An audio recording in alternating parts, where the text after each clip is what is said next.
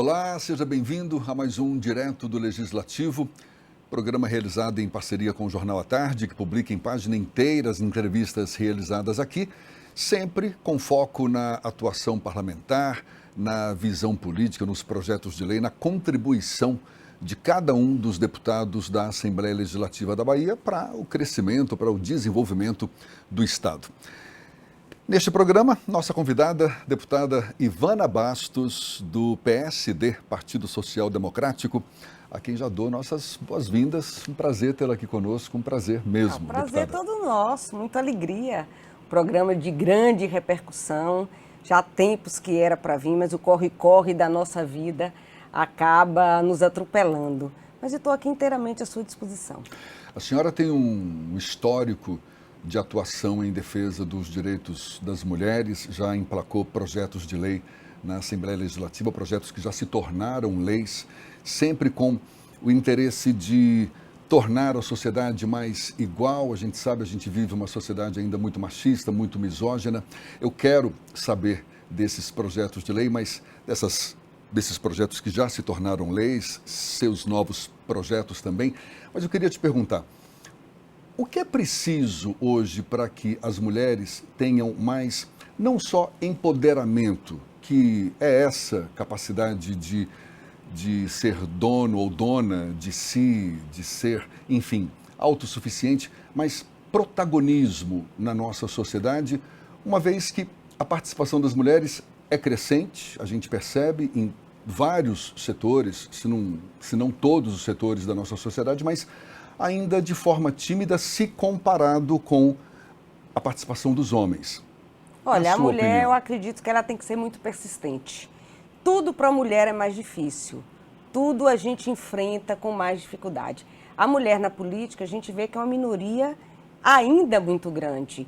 Eu tive a oportunidade de presidir a UNALE, que é a União Nacional das Assembleias Legislativas e Legisladores do Brasil, onde nós somos 1.059 deputados. Eu já cheguei em câmaras, em assembleias legislativas, como no estado do Mato Grosso do Sul, em Campo Grande, não tem uma mulher. Então, nós ainda somos minoria de minoria. E eu sou municipalista, eu trabalho muito com os municípios, com infraestrutura, mas eu também sou grande defensora das mulheres. Eu sou mulher e eu acho que a mulher no parlamento é isso, é a certeza da defesa das causas femininas, é a certeza da defesa das mulheres. Para enfrentar a própria UNALE, eu tive muitos problemas. Eu tive muitas dificuldades de deputados até que se recusaram a me receber porque eu era deputada. Então, eu acho que para a gente ser protagonista, a gente precisa ser persistente, ser corajosa, ser ousada. E isso eu sou. Tem uma frase de Michelle Bachelet, que foi presidente do Chile em 2 ocasiões, depois ela foi a primeira representante da ONU Mulheres, não é? A Agência das Nações Unidas para a Igualdade de Gênero, que ela diz que uma mulher na política muda a própria mulher. Várias mulheres na política, é a política que muda. Eu não sei se a senhora concorda com a frase. Concordo. Mas eu queria te perguntar, o que mudou na mulher Ivana Bastos depois que passou a ser uma política, depois que passou a ser uma figura pública? E o que mudou na política da Bahia a partir da sua atuação e observando a atuação de outras parlamentares também, mesmo que ainda de forma tímida? Olha, hoje eu me considero uma mulher muito mais forte emocionalmente, porque a gente tem tantas barreiras que a gente vai se blindando. O que mudou, Ivana, eu acho que é a coragem de enfrentar e a vontade de lutar, a vontade de sempre enfrentar esses novos desafios. E a minha participação na política, hoje eu sou a deputada mais votada do estado da Bahia, a mulher mais votada. E eu venho de uma trajetória de muita luta. Eu fui candidata por 6 vezes, eu fui 3 vezes primeira suplente. Eu perdi 3 eleições consecutivas, 12 anos da minha vida, eu me candidatando a deputada, eu tendo voto suficiente para me eleger, por problemas de legenda, eu ficando na primeira suplência. Eu não assumi um dia nesses 12 anos e eu continuei lutando. Hoje eu tenho certeza que eu não assumi porque eu sou mulher. Se fosse um deputado primeiro suplente, teria assumido. É o mesmo caso na minha família. Eu venho de uma família política, Mas no início eu não tive apoio da família.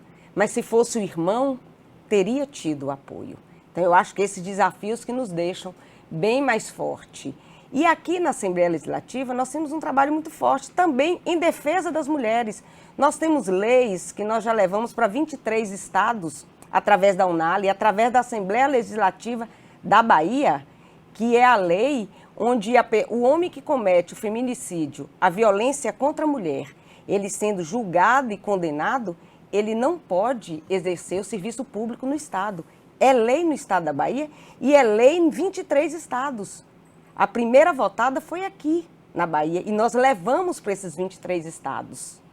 Nós votamos agora, no período de pandemia, a lei dos condomínios, onde a mulher que é agredida no condomínio, o síndico administrador, ele é obrigado a denunciar. Ele é obrigado a denunciar aquela história de que vizinho não mete, briga de marido e mulher não se mete, a colher se mete sim. E hoje já é lei em mais de 20 estados. Nós votamos na época da pandemia aqui. Tem uma lei de sua autoria também que obriga as delegacias no atendimento a mulheres vítimas de violência que sejam atendidas por uma policial feminina. Agora, eu quero te perguntar, a senhora tem acompanhado o cumprimento dessas leis? Seja essa do condomínio, seja essa da não admissão de pessoas que foram condenadas por causa de violência contra as mulheres no serviço público? Olha, nós conversamos com o presidente do sindicato de síndicos e após a promulgação dessa lei, eles acreditam, pela estatística de violências em condomínios, deu uma descida. Apesar que nesse período, que foi o período da pandemia, foi no auge da pandemia que nós votamos essa lei, estava muito mais frequente a violência contra a mulher, porque as pessoas estavam em casa. As pessoas estavam em casa. Mas a senhora acha que houve uma diminuição da violência por causa da lei? Acredito que sim. E tenho conversado em diversos estados que votaram essa lei e acreditam que com essa lei as pessoas estão pensando, os agressores estão pensando 2 vezes mais antes de agredir, porque é dentro de casa que deveria ser o lugar tranquilo, né? O lugar seguro. Qual o lugar mais seguro para uma mulher? Dentro da sua casa. E estava sendo o lugar mais vulnerável. Ali acontecia tudo dentro de casa e ficava por ali mesmo. E agora não. Acontece, se o síndico, se o vizinho não denunciar ao síndico, ele pode ter pena contra ele. Você precisa denunciar. Contra mulheres, crianças e idosos. Idosos, nós tivemos agora na pandemia um estudo de idosos que 90% dos idosos que são agredidos, 70% é dentro de casa. E desses 70%, 60% é por netos ou por familiares. Então, gente, a segurança nossa tem que ser dentro de casa. Então, a gente tem que preservar isto. Essa lei que determina a presença de uma policial feminina nas delegacias, no atendimento a mulheres vítimas de violência, a gente sabe que o efetivo feminino é bem pequeno. Infelizmente, isso não tem cumprido à risca. Infelizmente, nós temos, vou dizer aqui no caso da Bahia, nós temos poucas delegacias de assistência à mulher, certo? Nós temos todos os municípios, eu acredito, dos 417 municípios, todos solicitam uma DEAN, uma Delegacia de Assistência à Mulher. Como não tem essa estrutura, não tem essa condição, mas sempre em uma cidade tem uma policial feminina, certo? Todas as cidades, acredito eu, que tem uma mulher que seja policial. Em Guanambi, hoje tem, que é minha cidade. Agora eu não sei, você fez uma pegadinha, que eu vou buscar informações e vou voltar ao seu programa para lhe responder se realmente estão cumprindo. Eu acredito que não está cumprindo à risca esta lei. E acredito até que nem haja em todos os municípios pelo menos uma policial feminina. Vou me informar, vou me informar. São 417 municípios. Exatamente. Tem um projeto seu também que já se tornou lei, que dá a garantia da amamentação, não é isso? Das mulheres em espaços públicos. É uma lei que também precisou ser formalizada, porque esse já era um direito conquistado das mulheres, Olha, não? quando eu soube que a mulher não poderia amamentar dentro de um shopping, que o administrador do shopping, um policial, alguma pessoa poderia impedir ali, eu fiquei indignada.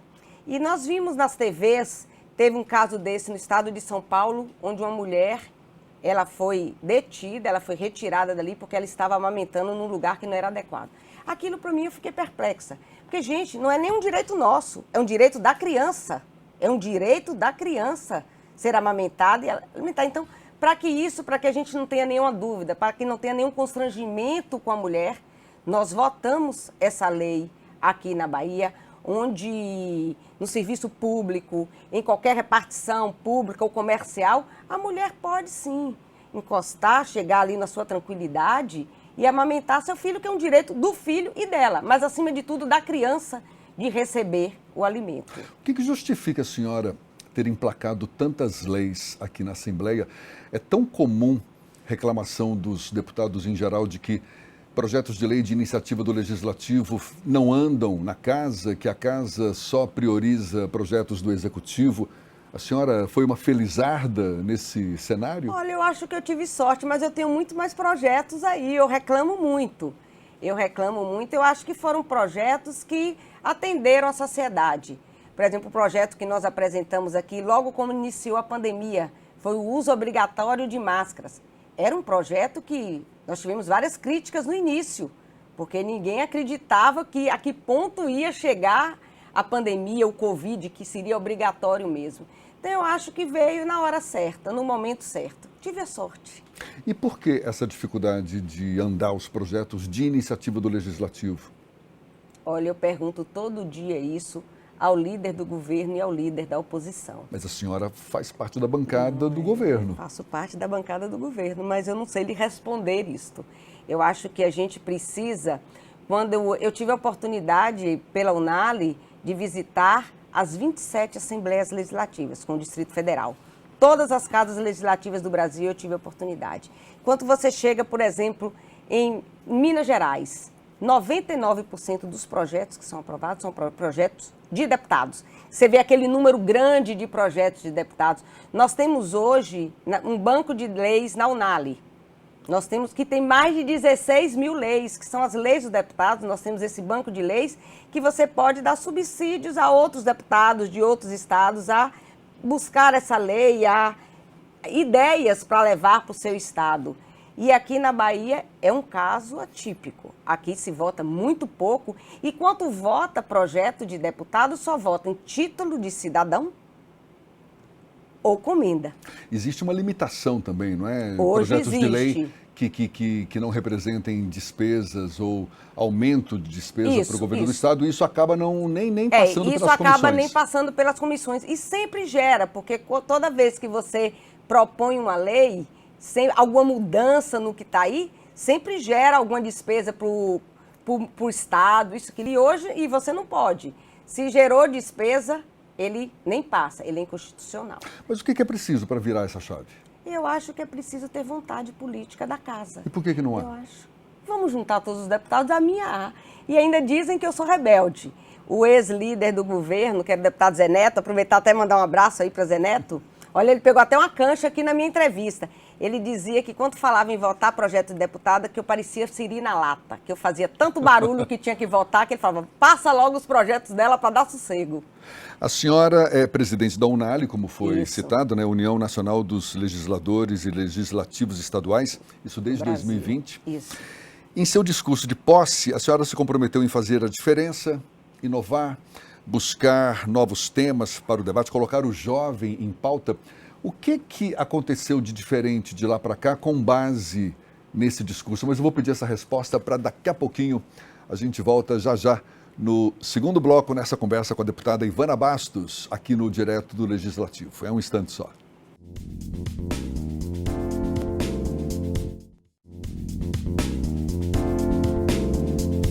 Já de volta com o Direto do Legislativo, nossa convidada, a deputada Ivana Bastos, do PSD.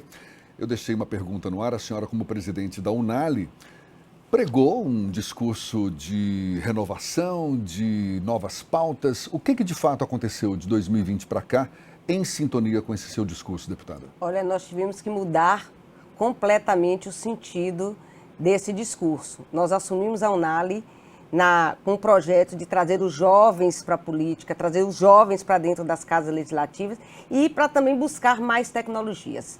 Eu assumi a Unali no dia 3 de fevereiro. em março, nós entramos na pandemia. Eu cheguei a questionar por que eu naquela hora. Então, nós resolvemos trabalhar dentro da Unali. Nós começamos a investir na tecnologia, nós buscamos trazer para as Assembleias Legislativas, na época o Zoom, que hoje é tão comum, não tinha. Como é que a gente ia fazer as nossas sessões? Como é que a gente ia se comunicar? Nós começamos a investir nisso, investimos no banco de leis da Unali, que foi um trabalho positivo. Nós tínhamos boletins diários, como estavam funcionando as 27 Assembleias Legislativas do Brasil, se estava permitindo a entrada de pessoas, se tinha votação, qual era o número de pessoas, de deputados que ali estavam já com Covid.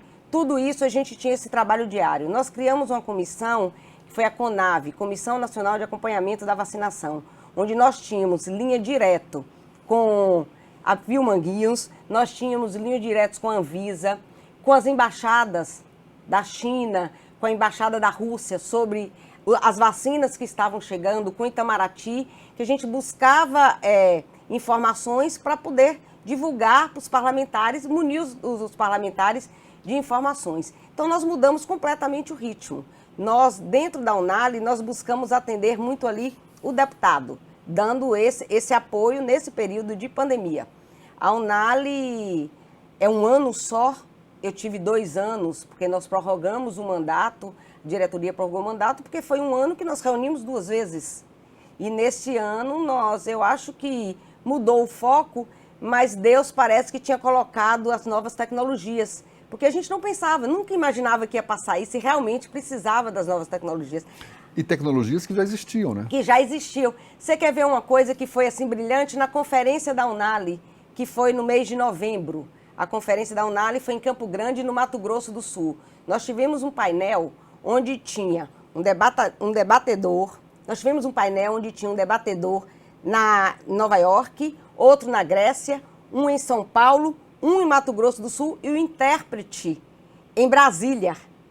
Então, tudo isso ao vivo ali, naquele momento, certo? Então, eu acho que esse papel da Unali, de trazer os deputados para dentro da Unali, foi que acabou sendo a nossa gestão.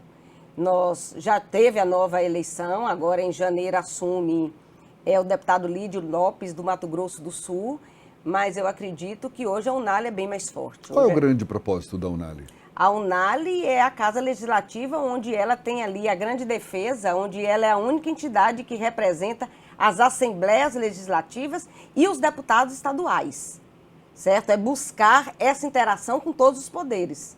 É esse o foco da Unali. E há essa disposição? Há essa disposição. Nós temos hoje 880 afiliados dos 1.049, nós temos acesso ao Supremo Tribunal Federal, nós temos processos de assembleias onde a gente tem a parte lá, porque não é só os deputados, é todo o conjunto, é a TV Assembleias, nós temos a Astral, que é filiada, que a gente dá todo o suporte, onde a gente, se tem um tema sobre as TVs Assembleias, a Unali está ali também participando disso, se precisa de alguma defesa, a Unali entra com amigos cures na defesa, nós temos as entidades das taquigrafias, tudo isso a gente agrega na Unali. A senhora, de certa forma, está se ressentindo aí do fato de ter desviado o foco da sua atuação frente à Unali por causa da pandemia. E na Assembleia, de 2020 para cá, tudo bem que 2021 pode ser que a gente esteja numa situação um pouco mais confortável, mas mesmo assim ainda impactante. A senhora, inclusive, é titular da Comissão de Constituição e Justiça. De Constituição e Justiça, mas também da Comissão da Mulher. Exato, da Comissão da Mulher.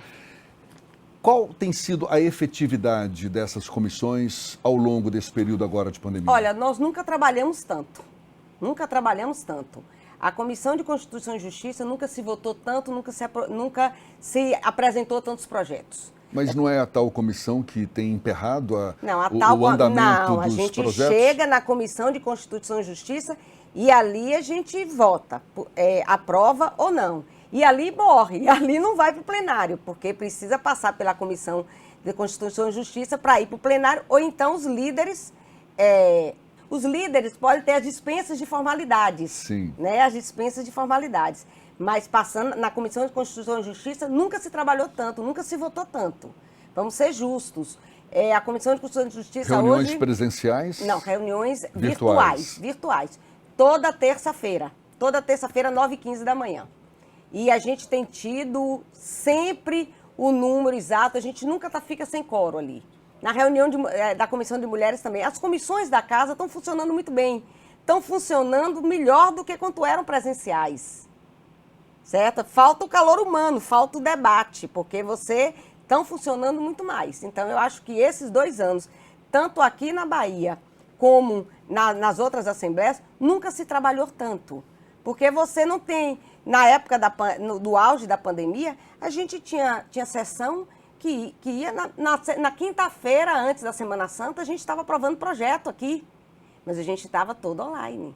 Então, eu acredito que não volta o que era antes. Eu acho que você vai ter essa opção do virtual, né? Do híbrido, que você vai estar aqui, vai estar lá, mas você consegue produzir muito mais. No mínimo do híbrido, do né? híbrido. Porque... Não, do híbrido.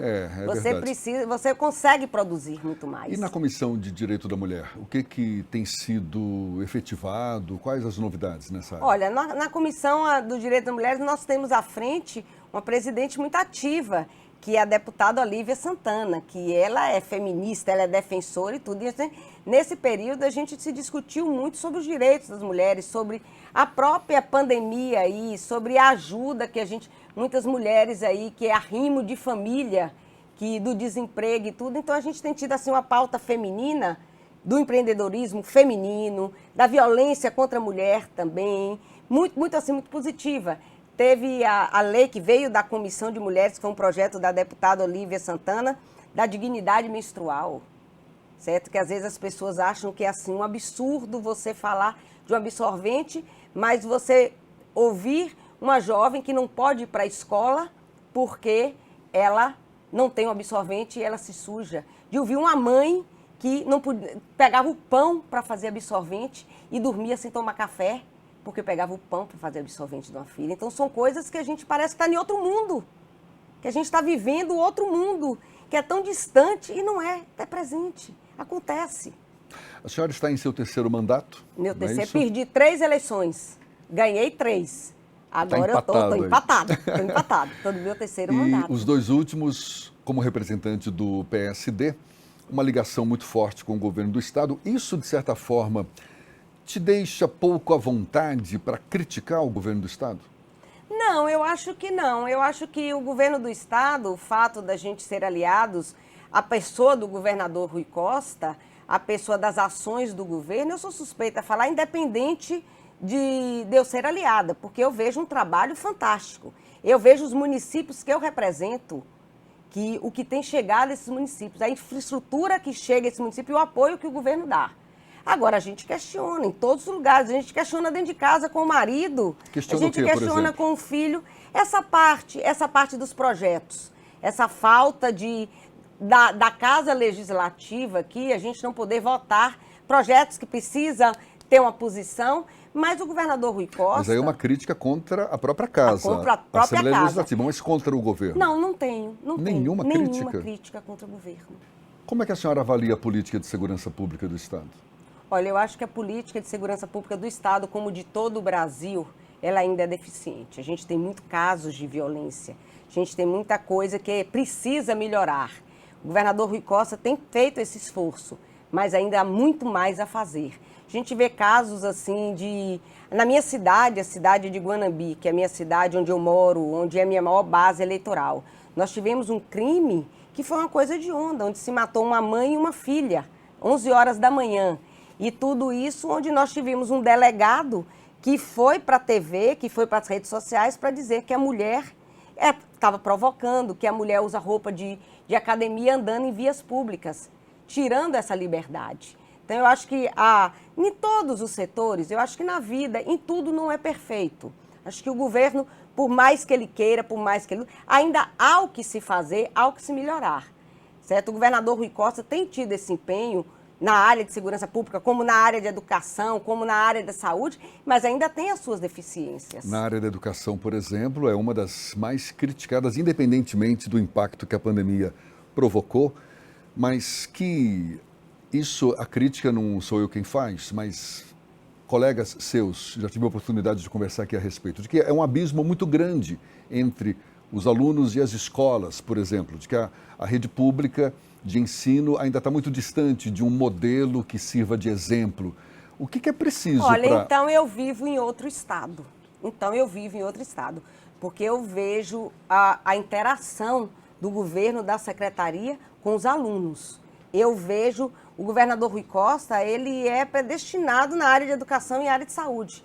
Ele, desde o seu primeiro dia de governo, ele visita as cidades, a primeira coisa que ele faz, ele vai nas escolas, ele conversa com os alunos, ele vai ver de perto. Agora mesmo, o governo está fazendo uma revolução em infraestrutura, certo? Para dar mais condições, para trazer para esses municípios a escola em tempo integral.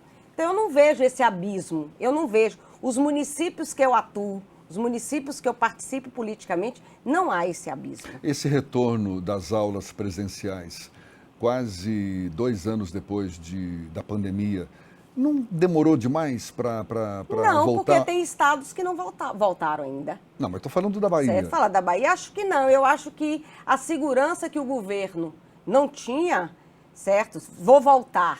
E como é que está a pandemia? Como é que vão ficar essas crianças? Eu vejo aqui pelo meu neto. Eu tenho um neto de 7 anos, que minha filha me disse, olha, vai voltar a aula da escola dele. Ele não vai. Eu não tenho segurança para que ele vá. Eu acho que agora está mais seguro. Agora nós estamos numa fase de estabilidade. Agora as pessoas estão mais conscientes que precisam usar máscara, que precisam se cuidar. Então está na hora de voltar. Não acho que o Estado atrasou. E se você ver pelas pesquisas, a população não acha que o Estado atrasou. A senhora é natural de Caetité, mas tem uma ligação muito forte com outras cidades da região, como, por exemplo, Guanambi, Igaporã. Quais são as principais demandas que a senhora identifica da região sudoeste, em particular, que não têm sido atendidas ainda pelo governo ou até pela sua própria atuação aqui no... Olha, a região... Eu nasci em Caetité, mas eu morei a vida inteira em Guanambi. Minha mãe era de Caetité e meu pai de Guanambi. Então, minha mãe foi ter neném na casa da mãe dela, que era em Caetité. E é uma cidade a 40 quilômetros uma da outra. Uma das grandes lutas, o governo tem nos atendido muito bem. O governo tem nos atendido. Se você chegar naquela região, nós temos estradas de primeira qualidade em toda aquela região, certo? Nós temos a água do Rio São Francisco atendendo aquela região e agora o governo está levando para a zona rural essa água. Eu acho que a grande dificuldade dessa região é o fato da gente não ter indústrias. É a falta do emprego, a falta desses grandes investimentos. Apesar que na região de Guanambi, na região de Caetité, hoje nós já nos tornamos um polo de energia eólica e chegando à energia solar. Mas o grande sonho, que aí não depende aqui do governador Rui Costa, que eu peço muito a Deus que me dê vida para me poder ver esse sonho realizado, é a Ferrovia Oeste-Leste funcionando. Eu acredito que a FIOL, que vai passar naquela região toda, aquela região será antes e depois. É riqueza, é comprometimento. Então, grande sonho meu político, que desde o meu primeiro dia de mandato, nós começamos a defender nesta casa, nós criamos, foi através de uma solicitação nossa, uma comissão especial para acompanhamento da Ferrovia Oeste-Leste e do Porto Sul. Nós tivemos, Jefferson, várias vezes em Brasília. Nós chegávamos em Brasília, os deputados estaduais, os federais até chocavam. Nós chegávamos no IBAMA. O IBAMA dizia que o problema era a Valec. A Valec era a estatal responsável pela construção. Chegava na Valec, a Valec dizia que o problema era o TCU, Tribunal de Contas da União, e eles não sentavam entre si. E através da comissão daqui da ALBA, nós conseguimos colocar eles na mesma mesa e discutir. Então, muita contribuição a comissão da ALBA deu para que essa obra viesse a ser realidade. Nós visitamos todos os canteiros, nós brigamos muito, então eu acho que a frustração que eu tenho ainda é eu acho que eu cheguei muito longe, eu acho que as obras que eu já consegui para os meus municípios, se eu parar hoje, se eu sair do mapa hoje, eu deixei o voto dado a mim, valeu, porque eu trabalho muito e as coisas chegaram lá, estão sendo vistas. Mas eu peço muito a Deus que me dê saúde e vida para me ouvir o barulho desse trem. Aí sim eu vou dizer assim, valeu a pena.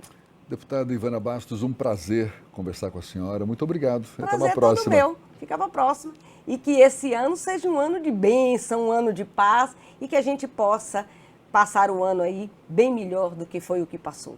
Certamente. A gente torce por isso. Muito obrigado a você também que acompanhou essa nossa conversa, esse nosso bate-papo. Até uma próxima. Tchau, tchau.